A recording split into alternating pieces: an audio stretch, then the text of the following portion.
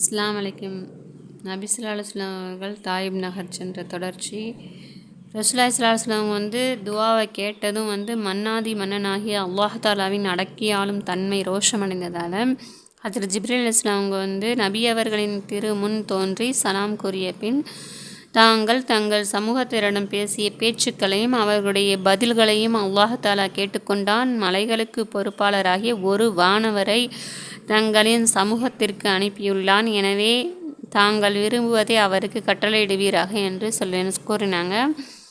பிறகு மலைகளுக்கு பொறுப்பாளராகிய அந்த வானவர் சலாம் கூறிவிட்டு தங்களின் கட்டளையை செயல்படுத்துகிறேன். தாங்கள் கட்டளையிட்டால் இவ்வூரின் இரு பக்கங்களிலும் உள்ள மலைகளை ஒன்றோடொன்று சேர்த்து அவ்விரு மலைகளுக்கிடையில் இவர்கள் அனைவரையும் நசுக்கிவிடுமாறு செய்துவிடுகிறேன் அப்படின்னு சொன்னாங்க.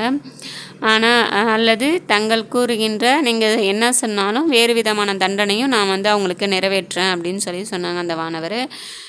அப்பொழுது கருணையை உருவாகிய காரூன் நபிநாதர் ஸல்லல்லாஹு அலைஹி வஸல்லம் இவர்கள் முஸ்லீம்களாகவில்லையானால் இவர்களுடைய சந்ததியினர் அல்லாஹ்வை விசுவாசம் கொண்டு அல்லாஹ்வை வணங்குவர்கள் தோன்றுவாங்க அப்படின்னு நான் அல்லாஹ்வின் மீது நம்பிக்கை வைக்கிறேன் அப்படின்னு பதில் சொன்னாங்க.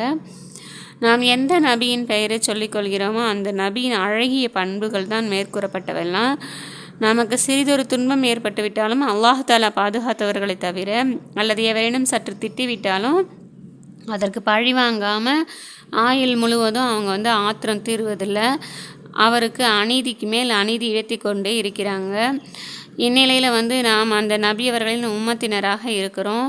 அருமை நபி ஸல்லல்லாஹு அலைஹி வஸல்லம் இவ்வளவு கடினமான துன்பங்களை அடைந்தும் எவரையும் சபிக்கவே இல்லை. அவங்க எவரையும் பழி வாங்கவும் எண்ணவும் இல்லை. அவங்க அன்னாரின் உம்மத்தினராகிய நாமும் அன்னாரை பின்பற்றி வாழ்வோமாக. அஸ்ஸலாமு அலைக்கும்.